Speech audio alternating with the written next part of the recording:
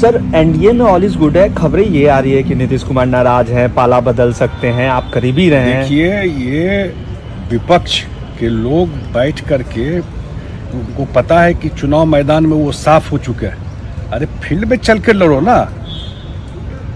NDA में क्या हो रहा है, ये बैठ करके र्यूमर स्टोरी प्लांट बैठ करवा रहे हैं। नीतीश कुमार जी बिल्कुल प्रसन्न हैं, चुनाव के मैदान के लिए तैयार है, चुनाव कैंपेन में एनडीए के लिए जाएंगे।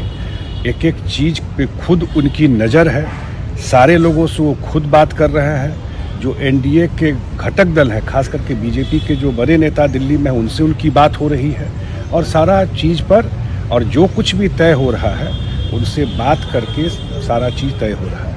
एनडीए के पांचों दल एक साथ, हम लोग तो नंबर भी कर दिए और कौन किस सीट पे लड़ेगा वो भी फाइनल स्टेज में, आज शाम तक वो भी फैसला हो जाएगा।